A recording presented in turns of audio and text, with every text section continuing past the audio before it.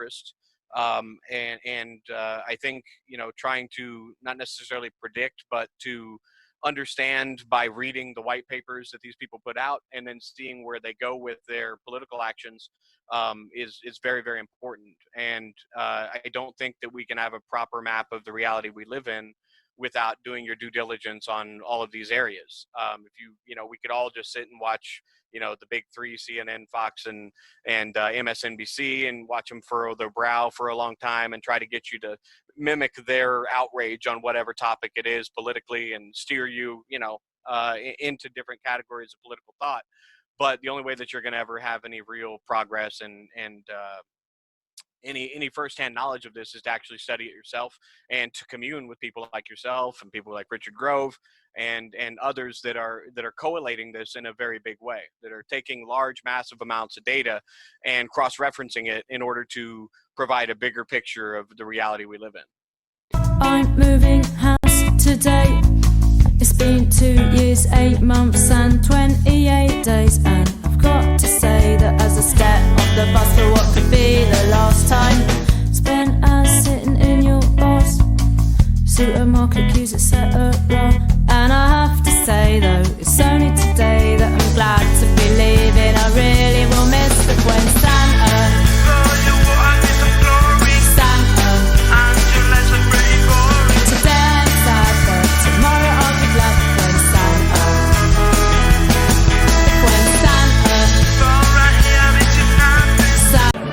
listening to truthconduit.com with Chris McMillan. Hey everybody, Chris McMillan here. Here's another episode of truthconduit.com. Thanks for tuning in and listening. I hope you've seen some of the other episodes I've been doing now, and you're kind of getting a hang of what I'm trying to do, particularly focusing on a variety of topics and honing in on the links provided that could work as a gateway for you to study further into whatever given topics that we're talking about. In today's case, it's a hard-hitting forensic historian named Kevin Cole. Many of you probably already familiar with a lot of his work. He goes way back in the tragedy and hope community, as well as his own podcast. So today we talked about what he's up to, his latest projects. I was fascinated to find out about the new book he's working on. Plus, he's continuing his own further studies. He's kind of been sidetracked lately from a move that he's making, so he talks about that. And a lot of these topics that we talk about, if you're not familiar with them, just don't panic. Take a deep breath, step back, and look at the links, and start with the more basic concepts that we talk about. And if you are familiar with a lot of things that we talk about, it could work as a recap of what maybe you've already seen or read about, or maybe there'll be something in it for you as well. It's always interesting. We never stop learning, so there's always something new to discover, especially when you talk to Kevin. So we talk about the Trivium, what's wrong with it. He's not a big fan of Dorothy Sayers. You might be surprised to know. Talks about his take on the classical Trivium and its origins. We talk about what else? His path of basically what got him into history, the events that really spiraled him down the hardcore history path. What talked particularly around 9/11 and the election thereafter, things like that. So it was a very good discussion. I won't keep you much longer. Enjoy the conversation I had with Kevin Cole. Thank you very much. All right, Kevin Cole. Okay. Kevin Cole, forensic historian and longtime contributor, member of the Tragedy and Hope community. You're in the AUTONOMY course as well with us. You've given a few presentations. You've been busy lately, and you were a presenter at Brett Veinott's University as well.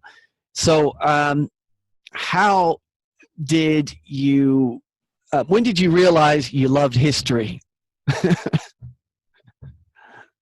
Well, that's a great question. I'd say as a young kid, I grew up in the Washington, D.C. area, in the suburbs of Washington, D.C.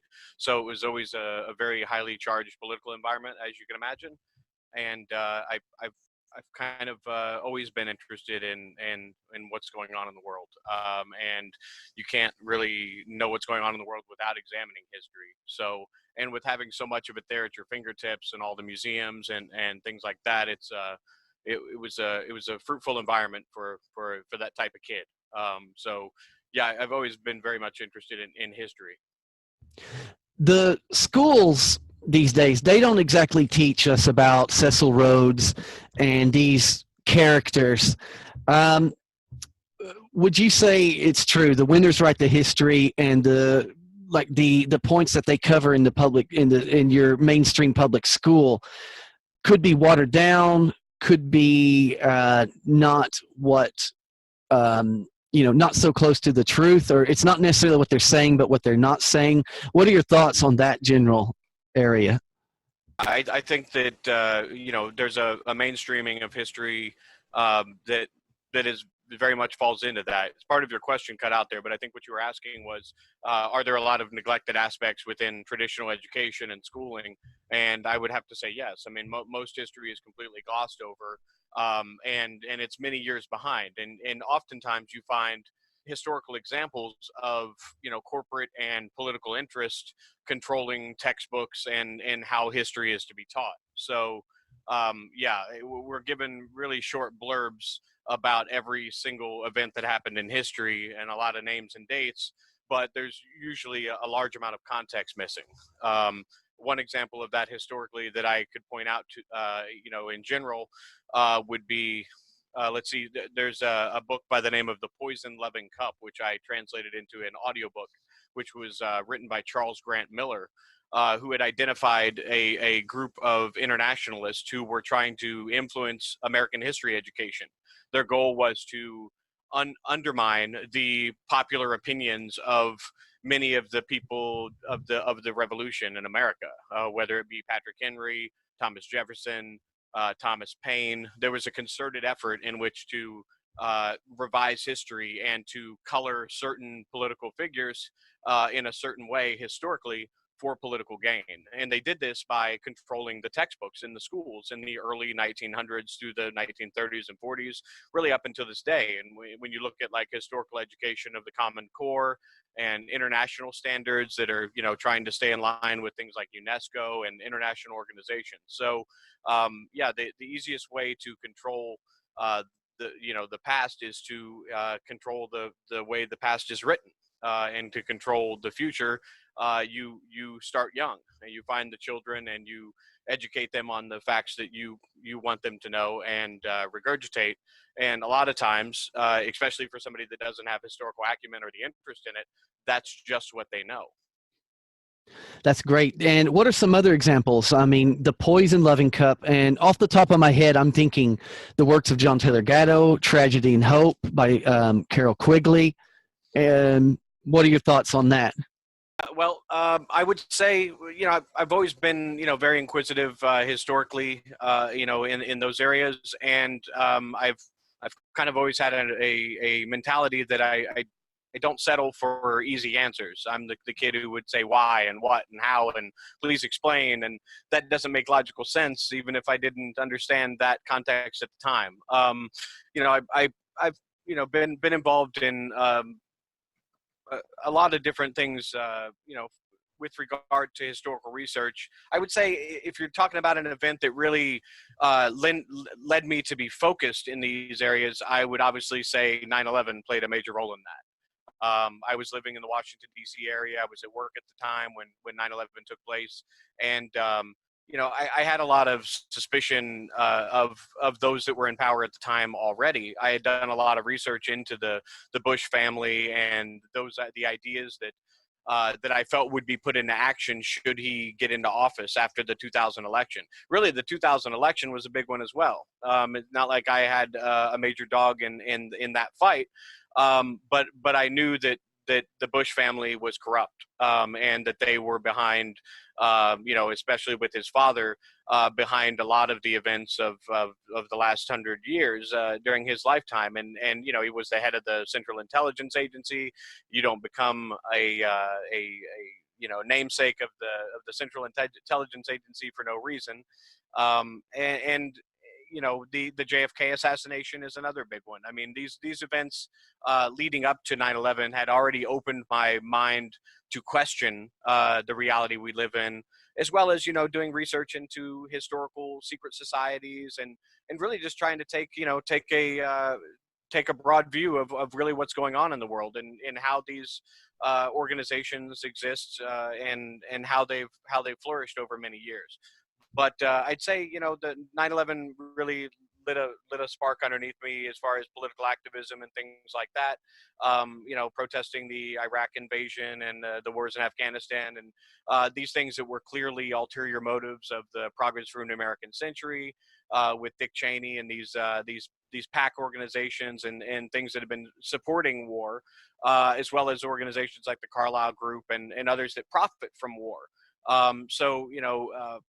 I think it was really a culmination of things. If I had to single out one event that really got me more serious about it, I would say 9/11 was a big one. However, I've been involved in music production and audio production, and I write a lot of poetic like raps and things like that. I've got a group that I put together with some friends back in the late 90s called Mutual Concepts, which is me and a couple buddies of mine, in which we wrote hip hop tracks about political events and things long before 9/11. So and I also do some of that on the side with a project I call Decibel Poets, and I do a lot of audio production and things with that.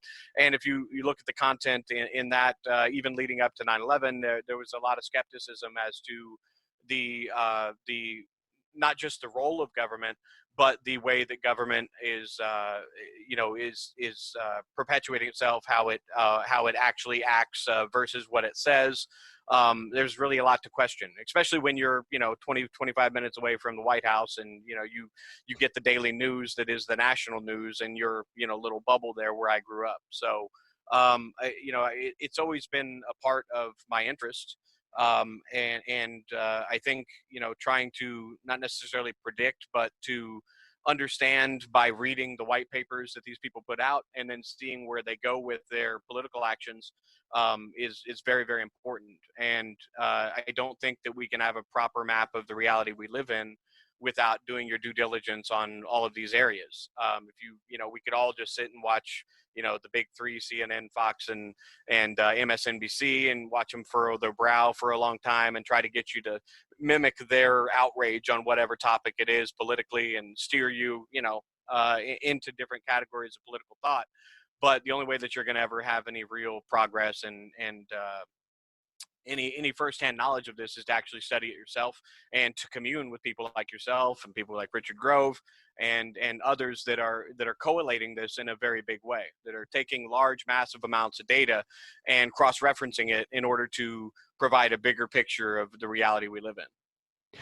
That kind of segues into what you said about teaching oneself. Makes me think of the Trivium, and one of your more famous presentations is the classical Trivium versus the more modern Trivium.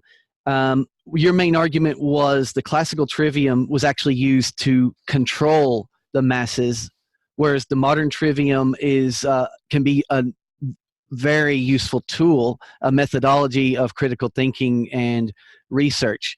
Did I sum that up in a nutshell? Correct me if I'm wrong one way or the other. No, pretty much. That presentation was given on the heels of a great deal of collating of information that I put together. It wasn't as much for me about a classical Trivium versus the Trivium. As for me, it was that there were some extraordinary claims being made about a lost tool, a hidden lost tool in history.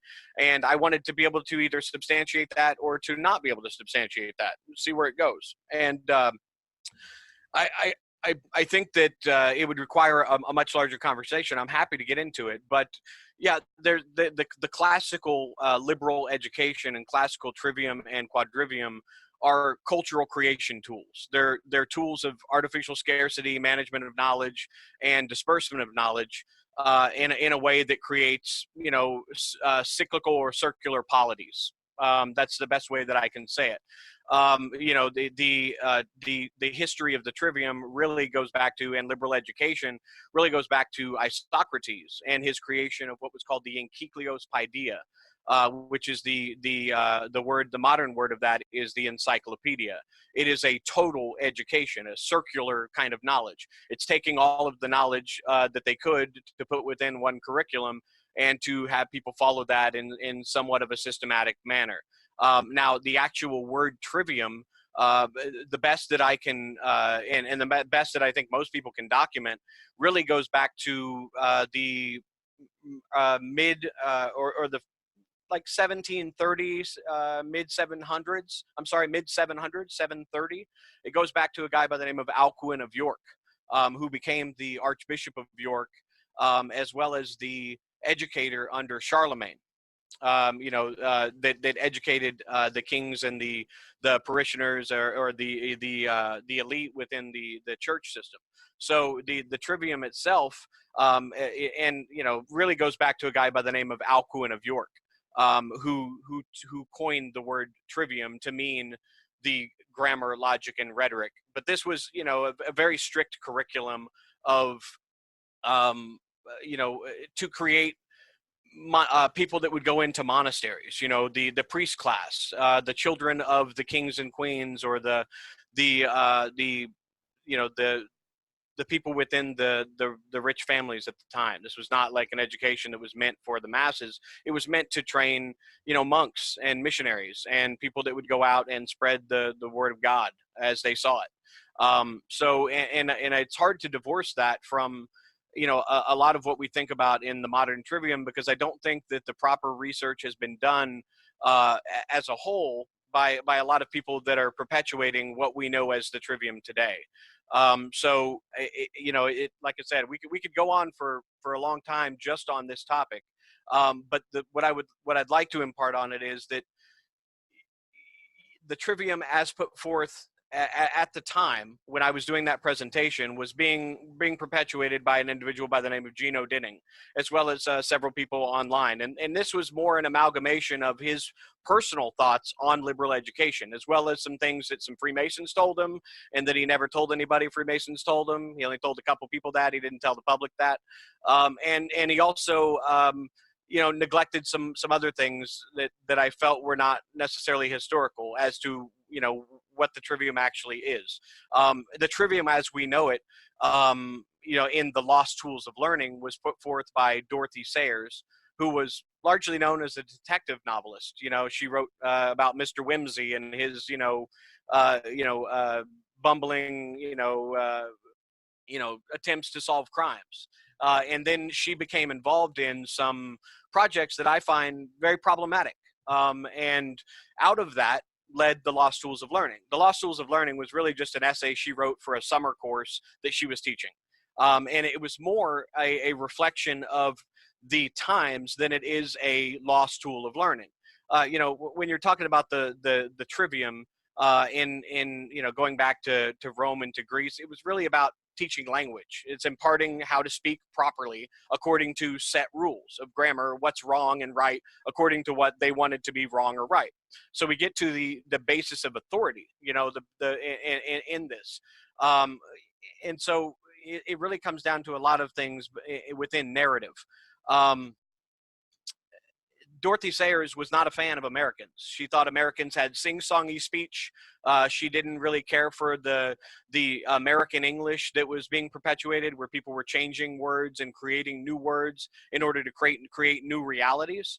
And so I tried to validate her concerns and the things she said about this being this lost tool that had been somehow hidden throughout history and all of this. And I found largely that was bullshit. And it was unfortunate, because that was being perpetuated to a lot of people as the truth, that that there's this lost tool that nobody was taught. And when you really look at the history of the American Revolution, and you look at people like Thomas Jefferson, Thomas Paine, James Madison, Ben Franklin, a lot of the American Revolution was about getting rid of the historical trivium, especially as it pertains to language and to education. Thomas Jefferson himself went to the College of William and Mary and displaced the trivium and quadrivium as the education there. Ben Franklin started his own American English schools in order to teach English in a new way. James Madison in his thoughts on logic, and this is where I would come down with it. Now, it's it, it's not for me to say. If the Trivium helps people as grammar, logic, and rhetoric, it helps you to systematize what are the basic elements of this, what is the possible logic of that, and then what is the explication of that. Or that's great, because having a systematized method for anything is helpful. Absolutely. Where I would couch this is that I truly believe, and I think the evidence supports, that the Trivium is really just an analogy of the human reasoning process that already exists. We already exist. We come with these faculties. And that's what James Madison saw as sense, perception, and judgment. Sense, perception, and judgment. Yeah. And this is what he saw as the faculties of the human mind. And so, this is the human cognitive process. And for James Madison, the policy process of national government, to an extent, was for him the cognitive process at large. And so sense, perception, and judgment, grammar, logic, and rhetoric. You can look at it a number of different ways. So my presentation that was given, I believe, was released in March of 2013, was a 100-page outline that I had put together on the Trivium, going all the way back to Isocrates, going through the Enlightenment period, going through the American Revolution, all of this, and to modern day, and in order to try to figure out, whether or not the historical claims that Dorothy Sayers was making hold water. And for me, they did not. If you look at what was happening at the time, there was a large debate between academics on the introduction of sociology into England at the time.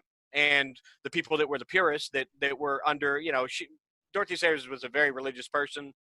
She was a follower of Cardinal Newman, as well as a lot of other religious figures involved in many ecumenical movements.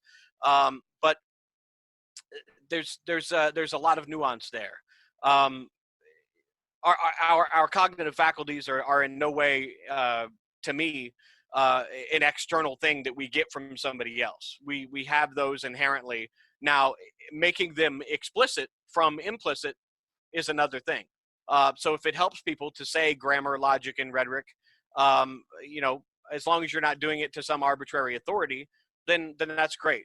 For me, I prefer to use sense, perception, and judgment, because it's me as an individual that has these faculties. Actually, Madison also stated in his notes that natural logic is the faculty of thinking, reasoning, and arguing, which man has by his own nature without any other help but his own sagacity and experience. So artificial logic was a collection of observations, experiences, and of many ingenious men concerning the discovery and illustration of truth and error, digested into order for ready use. So the key is cultivation of knowledge, and method can play a major role in that. And Madison recognized reason as partially contingent upon some of these institutional conditions. He had a quote that said, if all men had the same ideas expressed to them using the same words, there would neither be difference in sentiment nor controversy in discourse. But so it is that the same object in different persons at different times in the same persons excite different ideas. So as long as man's reason continues to be fallible in any way, or disparate from other people, and he is at liberty to exercise it, different opinions will always be formed. So he had a major problem, as well as Thomas Jefferson, and the whole purpose of the American Revolution was that there was no right reason. Nobody, unless you can name a supreme name giver that came down, a god that came down and gave names to things that said, this is a tree, this is a rock, then everything that we are talking about it is an agreement of terms.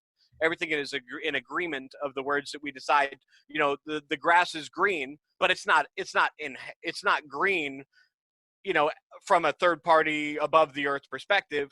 It's a bunch of, species that have got together and decided that green means green, So there's that's a major thing for me, is that it's not, as long as it's not being used to denote authorship or authority over somebody else, like, you said that wrong, you're not in line with how I think on grammar, then that's okay.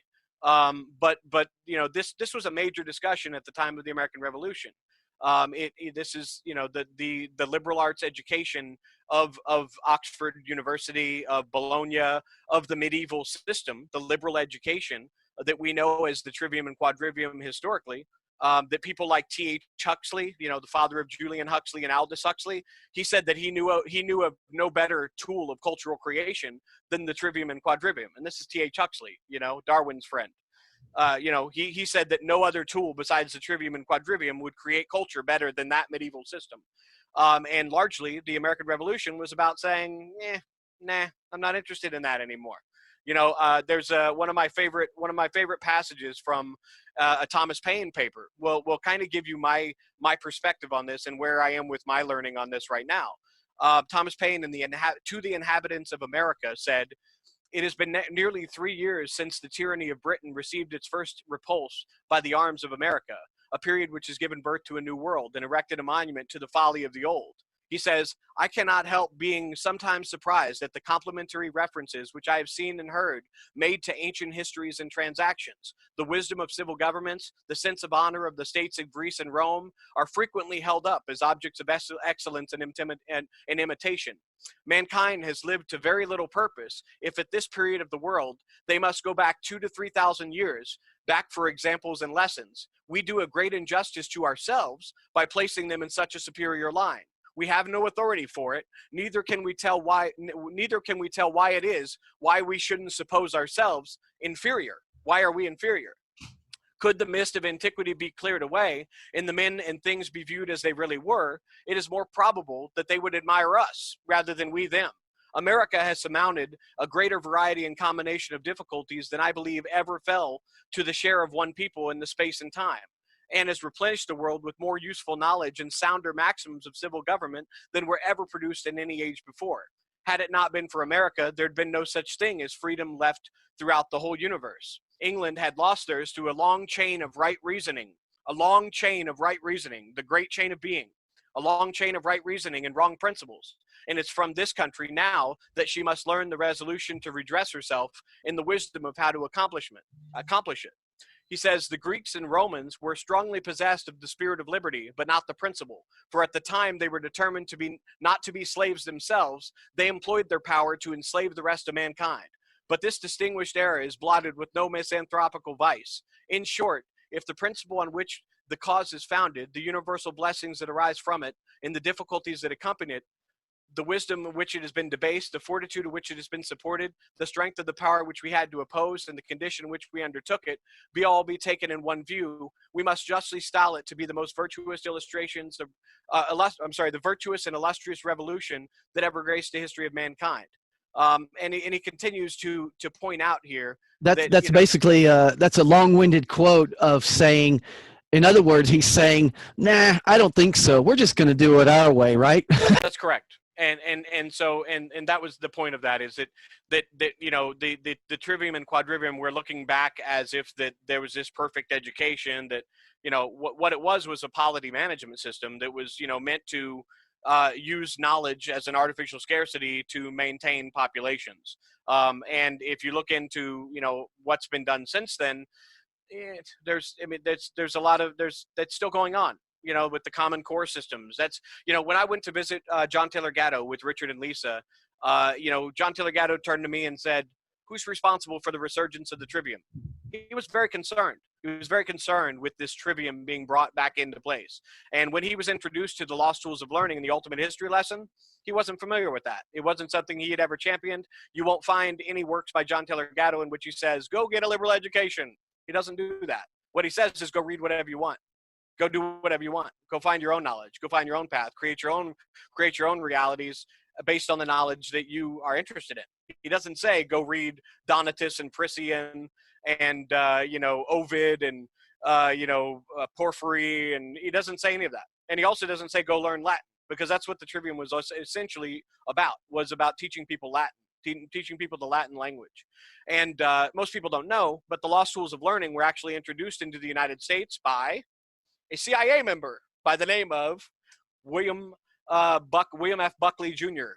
William F. Buckley Jr. is the one that through the National Review, which is a CIA publication, if you look into the history of it and accusations made against it, and the fact that its original founders were members of the CIA, introduced the Lost Tools of Learning into the United States by promoting Dorothy Sayers' works, you know, I believe in 1950s, 1960s. Why?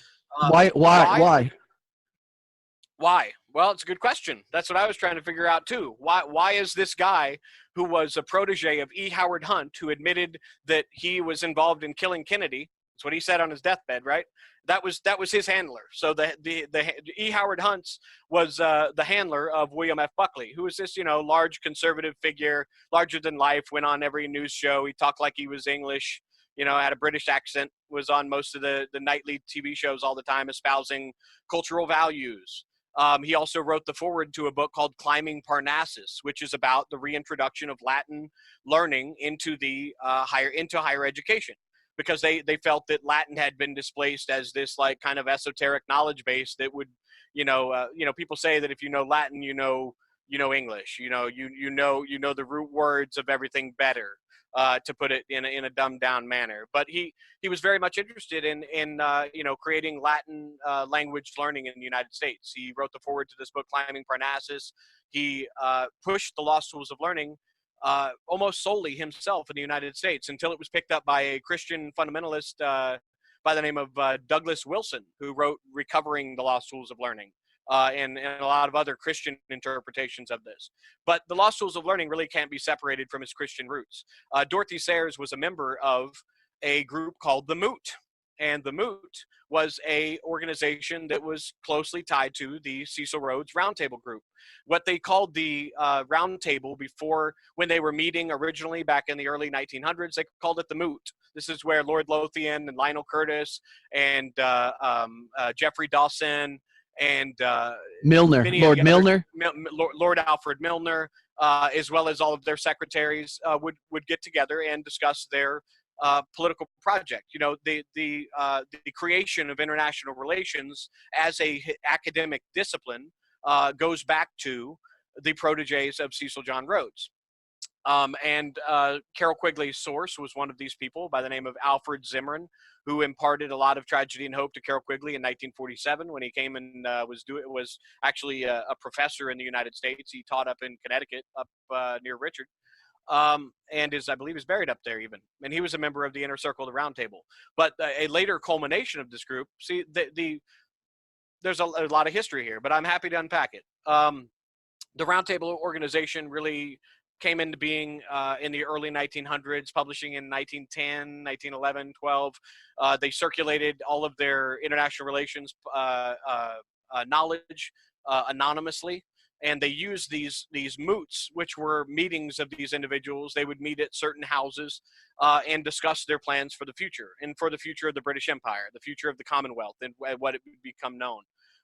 And they also were responsible for the reorganization of South Africa, as well as many of the other countries there, through missionary work. They used ecumenicism and missionary work and a guy by the name of J.H. Oldham to go down there and to try to pit different tribes against each other and to introduce Christianity into certain tribes and try to create uniformity amongst these groups that were always infighting, that they couldn't stop from fighting so they could harvest all these people's resources out from underneath their nose. It's much easier to take everybody's diamonds if they're all cool with it, So these moots went on for many, many years. And in 1937, there was a moot put together by J.H. Oldham, who was Cecil Rhodes and the Alfred Milner, the Milner Group's top man, who created the African Survey, which was one of the largest studies of the native populations of Africa, written for white people in order to judge them and how we can civilize them, because it's our burden to, right? That's a white man's burden, is to go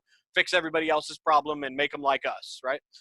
So that's this continued in ecumenical movements, in religious movements, and they sought to undermine political opinions by using religion and creating the World Council of Churches, the counterparts of the World Council of Churches in the United States, and these were all led by people like John Foster Dulles and Lionel Curtis, key players in many of the events told in Tragedy and Hope.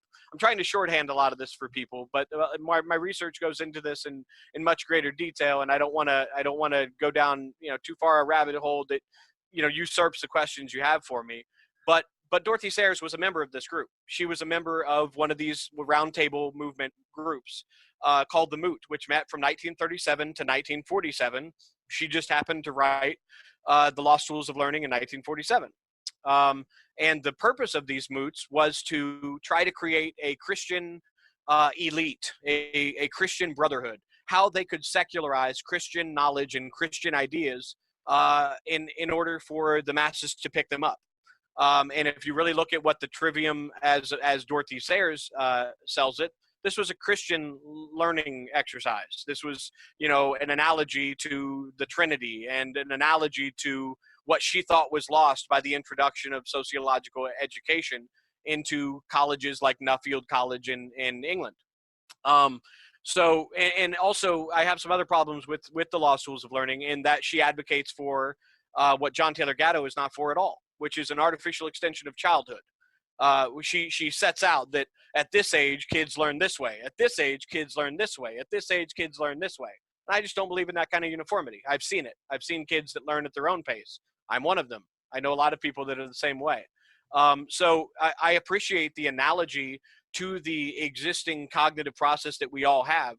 But I think there's much more research that I hope to get out in the coming year that will open people's eyes up to some of these larger areas that I'm pointing at, such as, yeah, I'm sorry, go ahead. Well, Kevin, that kind of does segue into what you're up to these days. You've got your podcast, the Unity of the Police. Is that, I pronounce that right, or Polis? Yeah, Unity of the Polis. Polis. Either way, that's fine. Yeah, Polis means people. It's Greek for people. Am I right? Yeah, that's it. That works for that. It's basically, we're talking about the purpose of the name is really about polity management. When you look into, I took this from the knowledge that I gleaned from reading Lionel Curtis's work, who was the founder of the Royal Institute of International Affairs and one of the main players Carroll Quigley identified within the Roundtable movement of Cecil John Rhodes and Alfred Milner. He's actually the person responsible for changing the name of the British Empire to Commonwealth, as well as Lord Alfred Milner and others. Yeah. So, what was your question for me? No, just that. What are you up to? How are you still making podcasts? You're sharing your research. Your brain model is available for sale on your website. It's a massive, brilliant work of art, if you ask me. Is what I've been up to. Yes, I have a podcast which I call the Ominous Continuity Podcast, which is a homage to John Taylor Gatto. This is a phrase that he used within the Ultimate History Lesson, and I think it very well summed up, a look at esoteric history and things that should be brought out into the forefront, as well as this larger project that sought to take over education over the last 150, 200 years. So yeah, I've been working on, I haven't released a podcast in a little while. I've been really focused on writing chapters for my book. I've had a lot of things going on in my personal life as far as relocating my parents, who are getting up there in age and need to be moved to another location, and I've had to take some time off to do some learning about home remodeling and managing contractors and all kinds of things that are outside of my normal purview, but good to learn. I've been writing a lot on the side, and I have several podcasts slated for release in the coming year. As well as I am working on a project on the history of New Harmony, Indiana. I don't know if you're familiar with the New Harmony, Indiana utopian settlement. No. John Taylor Gatto talked about it in the underground history. Excuse me, I'm gonna turn my heater down. In the underground history of American education, there was in Indiana, not far from Southern Illinois, there's a utopian settlement that goes all the way back to the early 1800s, founded by a group called the Rappites, which were a religious sect that had moved from Pennsylvania in order to create, kind of a utopian religious order out in the farmland. So they created a city called New Harmony, and that city was sold to an industrialist by the name of Robert Owen. And Robert Owen is the person who is credited with coining the term socialism. He was a mill. He married into a mill family in England and became very, very wealthy. he managed what was called the New Lanark Mill in England, where it was basically a societal management scheme. He was trying to, use a small cloistered society as a way to see if these could be extrapolated to larger society. How polities could be managed, how workers could be managed, how to make people more efficient. It was really at the forefront of the scientific management, that John Taylor Gatto talks about with Taylorism and things like that, even way before that. But he created, he was the head of the New Lanark Mill, in which he would have the employees live right across from where they worked. Much like the Chinese model for making our iPhones, right? But he became very interested in this project in the United States that the Rappites were abandoning. So there was this whole city up for sale in southern Indiana called New Harmony, and it was being brokered. It was being sold and brokered by a couple individuals from a town in Illinois called Albion, Illinois. And Albion, for anybody who doesn't know, means of British. When the United States were just colonies, they sought to create a British colony in Illinois before Illinois was even a state. And so they called it Albion. When it became a state, it became incorporated into the state. The towns next door came over and took the county seat away from them because they were distrusting of these British people that were, set up shop up the road. Yeah. And but these guys were responsible for brokering the sale. They advertised far and wide about New Harmony being for sale. This whole Kevin, what year is this? What year are we talking about? We're talking about let's see here, 18, I believe. Well, Albion, Illinois was founded, Illinois became a state in 1817. So we're talking right around 1815, 1816, 1817, when Albion, Illinois was founded. The state of Illinois was founded in, I believe, 1817. So the Rappite community was right around that period of time. And the Harmonists, the New Harmony group, that was the British industrialists that came over here to start a utopia, was a little bit later. I want to say it was like 1825. Yep, the Owenite community was 1825. So the Wikipedia, on this says that the establishment of the Harmony Society in 1814 was by a guy by the name of George Rapp. It was originally called Harmony. It was a 20,000-acre settlement of home to many Lutherans who had separated from the official church overseas. These Harmonists built a new town in the wilderness, and in 1824, they decided to sell the property and move back to Pennsylvania. So Robert Owen, who was a social reformer and an industrialist, purchased this town in 1825 and created New Harmony, and the intention was to create a utopian society. It was a social experiment. It failed several years later, but not without learning the knowledge they wanted to know in order to perpetuate on larger society. And in many ways, there are very interesting things that came out of there. So what's your project then with New Harmony? Say then, okay, what are you focusing on there? What I'm focusing on is the introduction of Johann Pestalozzi into American education, because Robert Owen went to Pestalozzi's cloistered social experiments in Yverdon in Switzerland. You're familiar with Johann Pestalozzi from the Ultimate History Lesson? Yeah. Okay. Well, Pestalozzi was an educator who just happened to be a member of the Bavarian Illuminati. Of historical note, not of comic pop culture nonsense that people know about the Illuminati today. But actually, Adam, what's his name? Adam, what's his name that started the Bavarian Illuminati? Weishaupt. Yeah, Adam Weishaupt. Yeah. Adam Weishaupt. Okay. Adam Weishaupt. Yep. Okay. But yeah. So Robert Owen was a social reformer. He saw himself as basically in line with the ideas that a lot of members of the Illuminati were espousing. He also was very interested in these educational methods that Johann Pestalozzi was putting forth. At the time, education was largely couched in the Trivium and Quadrivium under Roman Catholicism, under a godhead of Christianity. And it was mostly governed by corporal punishment and beating people, like you didn't say the right word, and Pestalozzi comes along and he's just like, what if we don't beat them? Like, what if we just don't beat the kids? Like, what if we don't do that? Like, what if we put them in an environment in which we think that whatever we think their natural faculties can be brought out.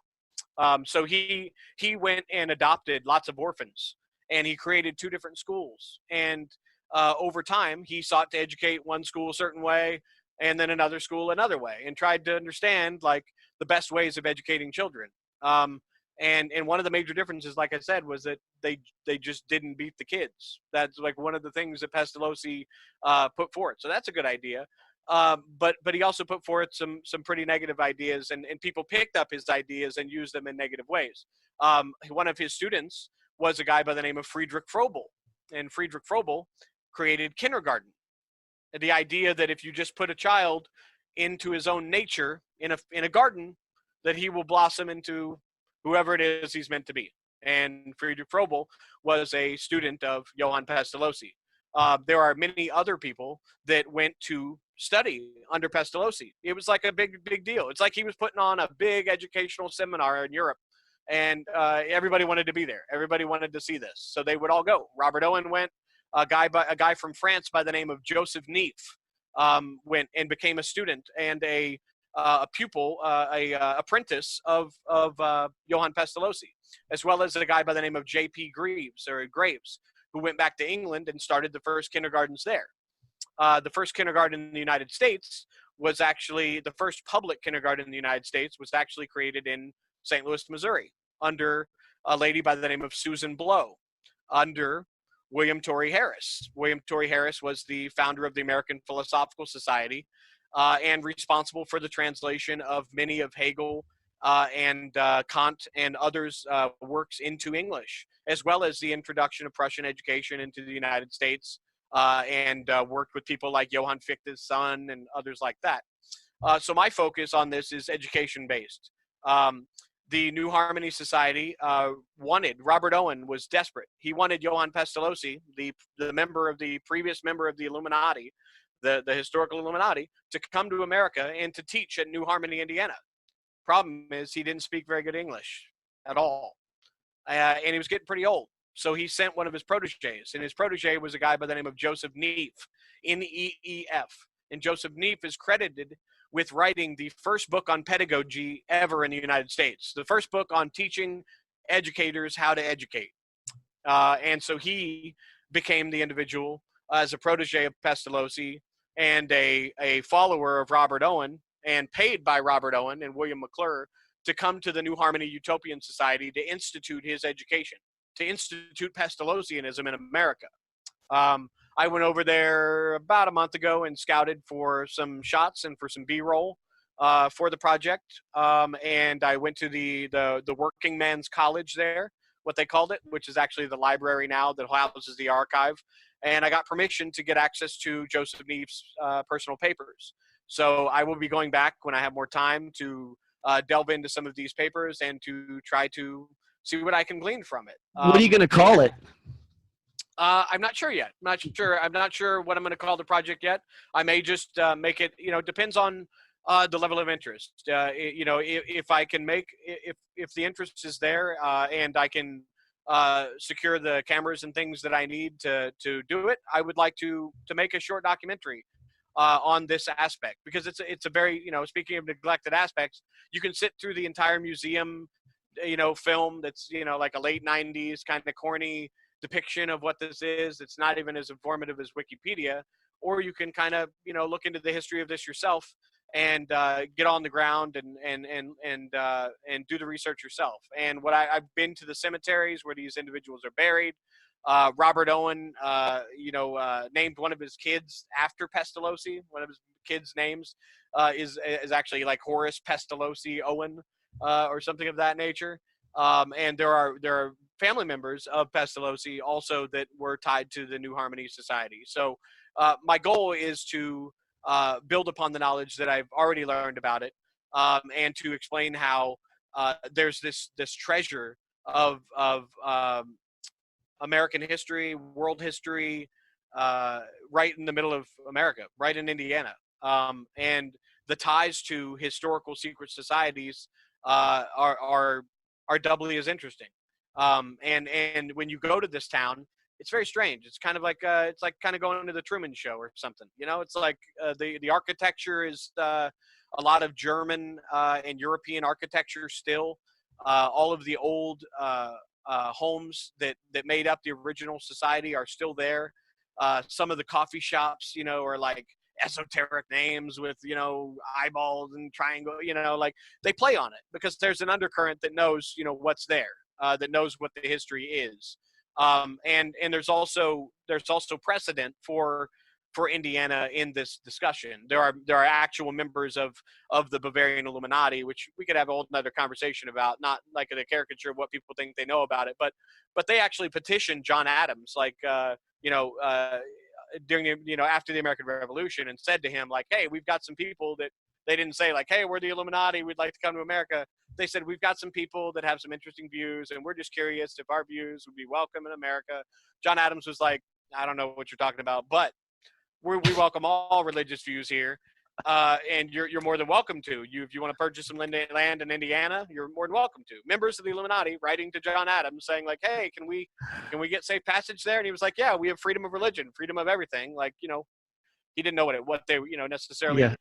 what was being, what the basic purpose was. It was a later iteration of the Illuminati as well. Kevin, this sounds brilliant. It really does. This sounds like a brilliant project. I think it will tie in beautifully with the fans of the work of John Taylor Gatto and the history of American public education. And also, it sounds like it could be interesting for the homeschooling community. Yeah. What's your projection? Do I dare ask? Well, I'm actually going to be relocating to an area that is fairly close to it. So, you know, it's something that I'd like to make ongoing. And that you know, like I said, I've already been over there scouting for B-roll and doing some of the historical research. I want to get in there to the archive. It's something that I hope to start tackling in the new year. I plan to release some of the images that, you know, to the Discord group and things like that I've already taken, just to kind of spark people's interest. But I would definitely recommend for anybody, you know, John Taylor Gatto talked about this in the Underground History of American Education, about the experiment in Indiana. So it's something that I think people will be a little bit familiar with, but it's not something that's ever been really brought out fully. He doesn't talk about it into great length. It's something that we got to talk about because I've lived in that area previously in my life, and it was something that was always very interesting to me. If you'd like, I can give you a little bit of, let's see here. John Taylor Gatto, Underground History of American Education. The Owenite community, of what we now call a theory of holistic schooling and its foundation. Owen was a genuine messiah figure, and his colony operated in a part of Indiana that was removed from prying eyes. New Harmony, as it was called, was the center of the transatlantic upper-class world's fascinated attention in its short, as it was the center of transatlantic upper-class world's fascinated attention in its short existence. Yet it fell apart in 3 years, slightly less time than it took for John Dewey's own lab school to be wrecked by the Owenite principles, unmistakably enough to suggest that Dewey would be better if he had got it out of Chicago. So he talks a lot about the New Harmony institution. I would recommend people go do like a keyword search on New Harmony, and you can learn a little bit more about that. But I do hope to tackle this in the new year, January, February, March, especially as I get settled in my new location. Yeah, I'm definitely, you know, it's going to take me a while, but I will go back through our chat here and I drop, you know, every relevant link as well. And I encourage anyone listening to check out all the links that we've talked about. Kevin, I think it's a brilliant idea. I did not realize that's what you were up to. So I'm very glad I asked. So just to summarize what all you've got going on, you've got your podcast, which is, Unity of the Polis, and the book and this project that you're working on with New Harmony. And of course, you're with us in AUTONOMY as well, not to mention the occasional. Do you have anything coming up with AUTONOMY? Like as far as any presentations, Brett's University, anything like that coming up? I don't have anything scheduled. I do hope to be partaking in the Smart Reads presentations coming up. That's something that I would really like to get back to in the History Connected projects that we used to do.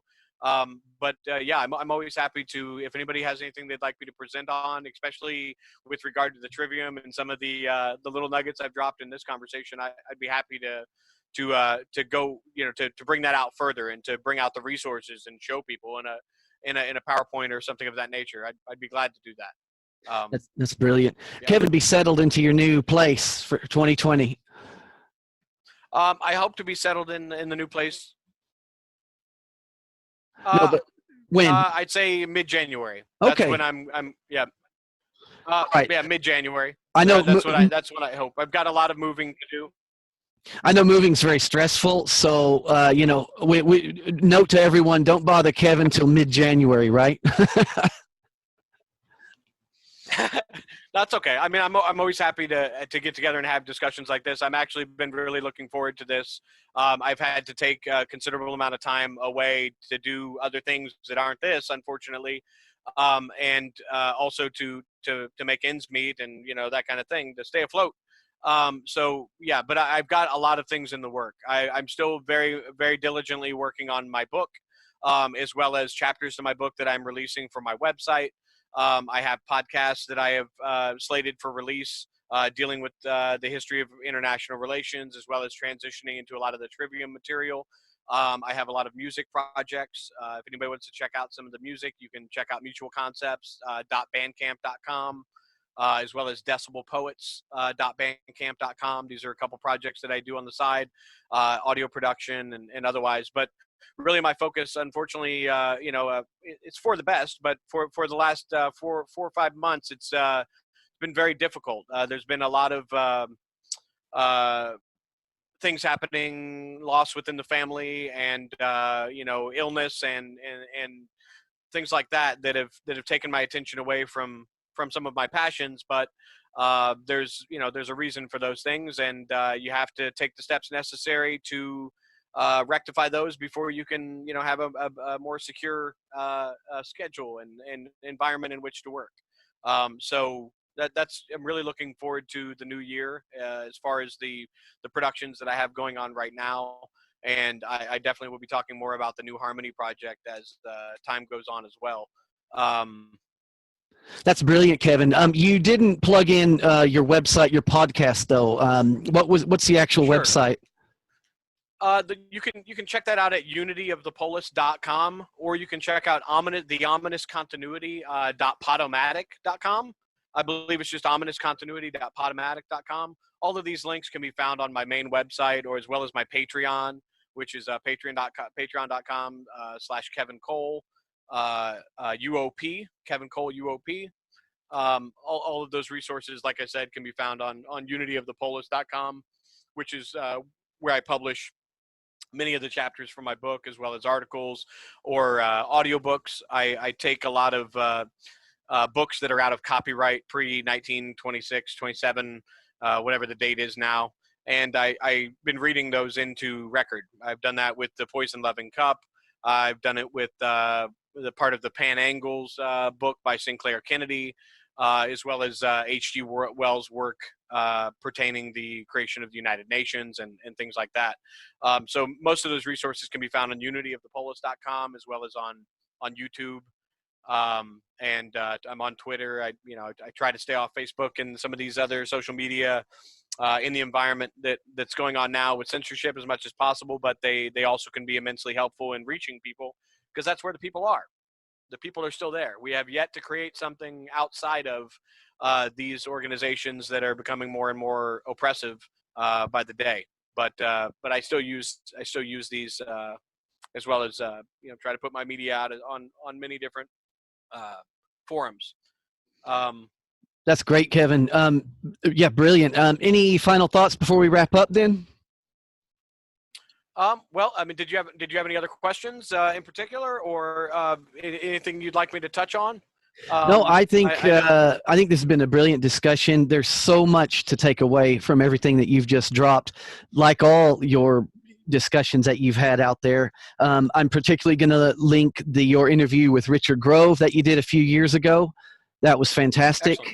And that's pretty much it. Yeah, I really look forward to seeing what the result of what comes out, particularly about your New Harmony project, that is just utterly fascinating, and it's perfect for you. You know, you're going to flesh out a general idea that Gatto has dropped, or not an idea, but a story that needs to be told, and no doubt it's going to add value to the world, no doubt. And yeah, I do think it's something that needs to be done. I'm largely focused on my book, but the New Harmony project is something I'm very interested in doing. I would recommend people maybe go to my website and check out my personal brain, as well as some of the articles that I've provided there. If you're interested in some of the ideas that I talked about regarding the Trivium, how it relates to the Rhodes-Milner Roundtable project, I've got a paper there called The Trivium and Empire. There's also, if you're going to link the presentation with Richard, you might also include the Trivium and Empire History Connected project that was with Brett Bonnott and Richard Grove as well, which I think, you know, people would be able to follow some of the nuggets that I've dropped here a little better with that background. But and Kevin, just to be clear, your book that's coming out, is it connected to the New Harmony project, or did I miss that, or is your book about something altogether different? Well, my book is really dealing with the history of the Trivium as relates to the Rhodes-Milner Roundtable Group, as well as the American Revolution. I'm trying to provide a resource, you know, like I said earlier, I've collated a large amount of information with regard to the history of the Trivium, as well as the claims that have been made about it. And my goal is to really set a lot of that straight, as well as to explain, you know, why the Trivium was being introduced into the United States and the reasons behind it. Now, for a lot of people that hear this, they're going to be like, whoa, I'm confused, because I thought the Trivium was this thing that helps me think better. And, you know, and it can be that if you want it to be that, but that's never been that. Like, through history, it's never been that. It's never been a tool, you know, it's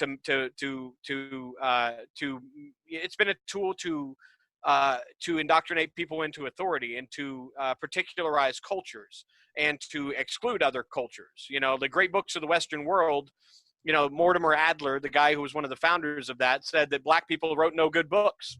So he just left all the African Americans out because they wrote no good books, you know? So that's not a whole total education when you're leaving out whole groups of people around the world. You're picking and choosing which authors get to be included in this great conversation. That's not a cohesive way in which to teach history. And you know, if you look into the history of the Great Books of the Western World project, you'll see that the same world government faction that Carol Quigley was talking about in Tragedy and Hope are the same people that brought the Great Books of the Western World into fruition.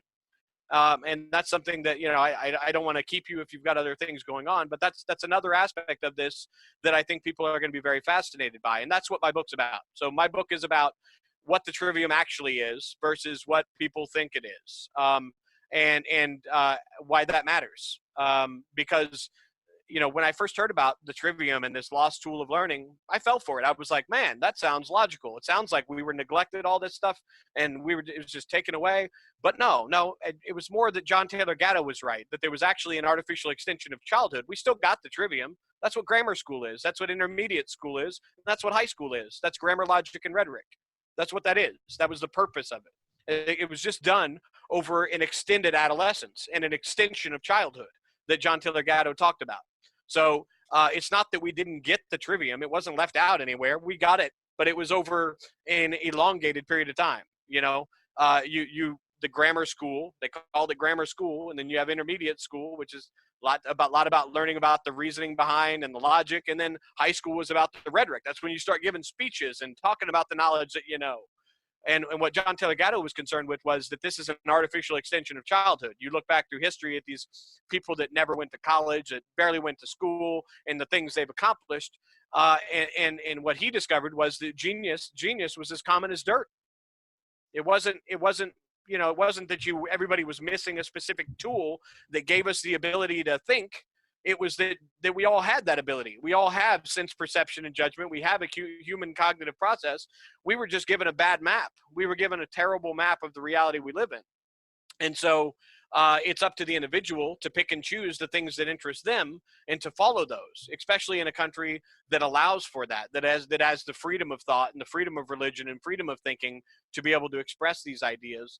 and to follow your own passions. A lot of the examples that John Taylor Gatto used in the Underground History of American Education, as well as in the Ultimate History Lesson and his other books, it was all about, this kid doesn't want to learn the things that we're supposed to be teaching in the Carnegie credit system or the Bloom's taxonomy. This kid is only interested in drawing comic books. So I'm gonna foster those interests and you foster those interests, and then you create autonomous individuals. You take people and you allow them to learn on their own at their own pace and to develop their own worth. Yeah, that's that's the very basis of basic homeschooling, and as John Holt would argue, even unschooling, is let them learn natural learning. Natural learning, in fact, would be a more accurate description for homeschooling.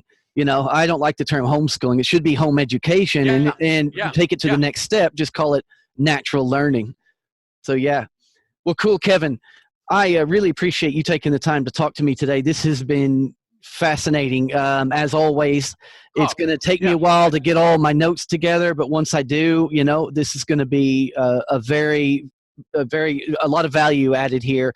Yeah. If you need any sources, you want me to, just contact me and give me a day or two, and I'll pick my personal brain and send you the resources to support the things that I've said. Excellent, Kevin. Well, cool, man. I'll cut it right there. Hey, before you do, I just wanted to congratulate you on your podcast and all your great work. I hear you. I might have seen in one of the chat boxes that you have landed a pretty big interview coming up with a pretty interesting individual it's pretty much confirmed, but the only thing that we haven't done is arranged a hard date. But it will be the second week of January, and this guy is a household name, and he reached out on Twitter. He said, "I'm fed up with mainstream media, and I want to go to the alternative media." So I mentioned Richard and Corbett to him. Well, I'm not in touch with him directly, of course not. But they said we've got this certain criteria. I met it, so we're arranging to talk second week of January, and it will be very interesting. So yeah, I'm just trying to put a spotlight on people like yourself, interesting people that the world needs to know about and what they're doing. And I really am looking forward to your book and this project on New Harmony coming out. I knew you were working on a book, but I had no idea about this New Harmony project. So I think it's going to be brilliant. Yeah, thank you very much. I really appreciate you having me on. I very much look forward to getting this research out there. I've been working on this book for quite some time. But when you're dealing with something that spans, basically the whole of human history, it's important to narrow things down to the areas that are going to be most pertinent to the overall picture I'm trying to impart. As far as the New Harmony project, you're the first person to really hear about it. I used to visit this place as a kid, and I had no idea what it meant. I was just like, this is a really cool place. There's a bunch of German architecture. They've got labyrinths and esoteric symbols and stuff everywhere. And, they were basically trying to create a utopia, an educational utopia that they could extrapolate to larger society. And to have that come full circle and to coalesce with research that I was doing later on, it was very interesting. So I look forward to discussing that more with you, and maybe can come back on at a later date and we can get into some of the more finer details. That would be perfect. Yeah.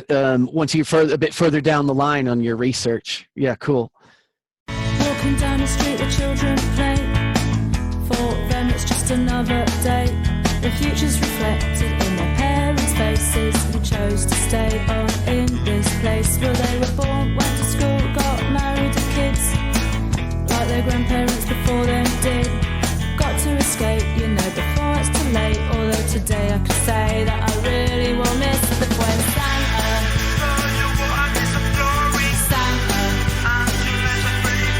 but yeah, I was right. I knew what it was like when Santa. You've been listening to truthconduit.com with Chris McMillan. Go to the subscribe page and sign up to get notifications of the latest posts. And check out the support page to help keep it going.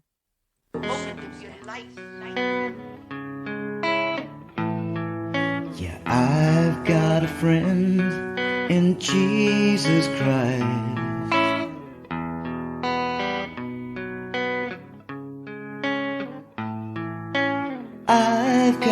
friend in Jesus Christ, and Krishna and Buddha and my bartender.